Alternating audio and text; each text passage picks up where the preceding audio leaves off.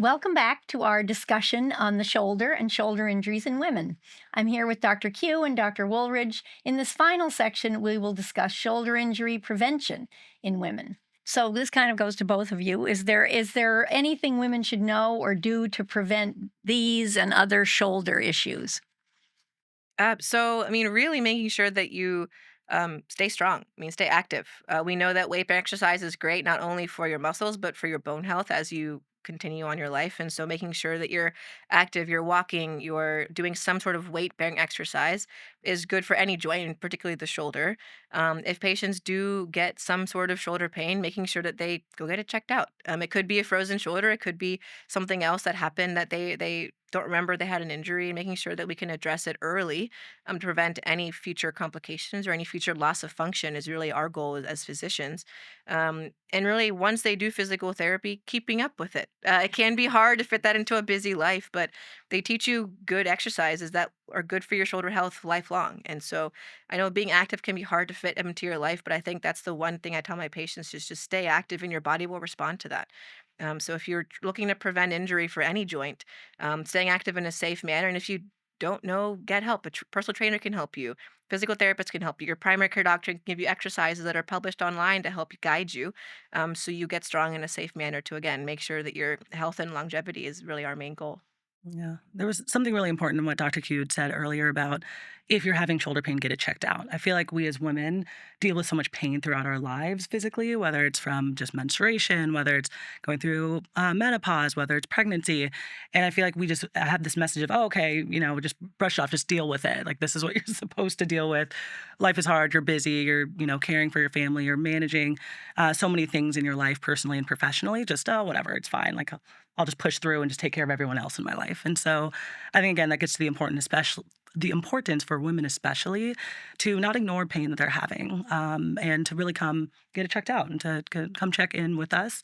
I think primary care sports medicine is a great first stop. A lot of people say, well, I've had this chronic pain of my shoulder. It's been going on for a while, but I don't really think I need surgery. So maybe I won't talk to a doctor about it. So I always tell those people, come on in. We'll get to the root of it. If you need surgery, if you don't need surgery, we'll help get you feeling better so you don't have to deal with this pain forever. I would say for frozen shoulder, the adhesive capsulitis, the most important thing to know to try to prevent the onset of that condition is absolutely the medical history. So if you are somebody who has diabetes, making sure that you're doing everything you can to keep your blood sugar levels under control. If you have hypothyroidism or thyroid disorder, again, trying to optimize care of that condition. And of course, with diabetes, if you don't have diabetes, trying to make sure you're checking your hemoglobin A1C, going to regular doctor's visits, to try to prevent developing it in the first place, at least type 2 diabetes. So that is an important thing to think about in terms of prevention.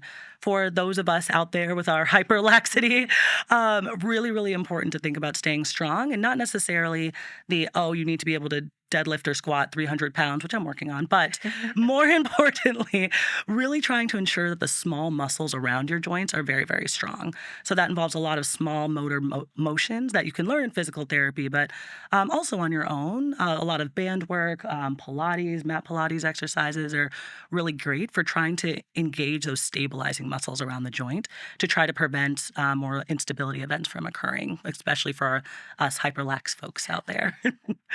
And I think Dr. Woolridge had a great point. For us as physicians, it's teamwork. And so, yes, I'm a surgeon, and I can operate on you. And I know I have some idea of non-operative management. We're trained across all spectrum of treating a patient who has a shoulder condition or knee condition, but we rely very heavily on our team. So Dr. Woolridge's research is very different than my research. We focus on improving surgical outcomes. So if a patient ultimately does need to have a surgery, our goal is to make that surgery go well. But her area of research is very into preventing surgery. So, which is great. Patients don't have to come to me. They don't need a surgery. They get better without needing that very scary idea of having a surgery. And so we work very closely with our primary care sports medicine team to make sure that maybe I suggest an injection, but they say, oh no, we have this new kind of injection, or it's a different type of injection, or this new procedure that's less invasive than a surgery that we can try before you ultimately say, okay, fine, I need a surgery. I'll go find a surgeon to help me. And so I think teamwork is key across many facets of our life. But I think particularly in medicine, we're finding that this addition to us orthopedics, primary care sports medicine, using one cohesive team has been beneficial both for us and research ideas and learning from each other, but also obviously benefiting our patients to give them more comprehensive treatment plans to help them, again, get back to their life safely. Are there certain patients that you think or you see them and you think, oh boy, this person's at risk for a shoulder injury or a recurrence of a shoulder injury? Are there certain characteristics that you would make you think that? Yeah, I think when I consider my patients' activities, what types of activities they like to do, if they are somebody who plays contact sports, for example, if they're somebody who have looseness in their ligaments in general, they have a high Baton score, which we talked about earlier, basically is looking at the looseness of your ligaments in your hands and your wrists, and your elbows and your shoulders and your knees. There are certain things that put people at a higher risk where I think, ooh, okay, I'm a bit more concerned about potential for injury, potential irritation, chronic irritation of the soft tissues and muscles and tendons around the shoulder. And so those are the people where I say, okay, let's make sure we're doing the preventative work, the strengthening work, the recovery work, not training too hard, and making sure we're working in, breaks and time off of our sport to make sure that we're avoiding risk of an injury, making sure that we're strong, our balance is good, our proprioception or knowing where our body is in space.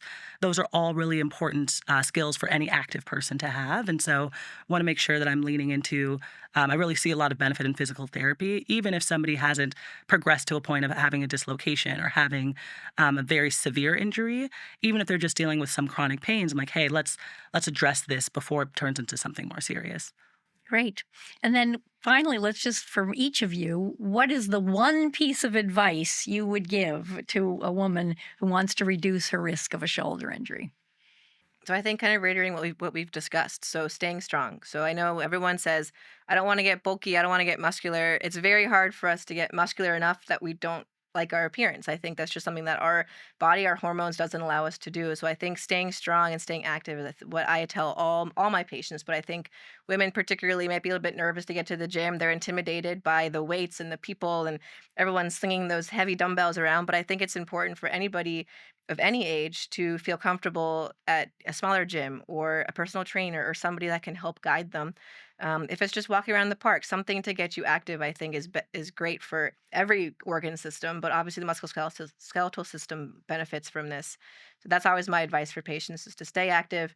And if you don't know how, get help. We have so many resources now to help our patients stay active and stay strong. So that's usually what I tell all my patients.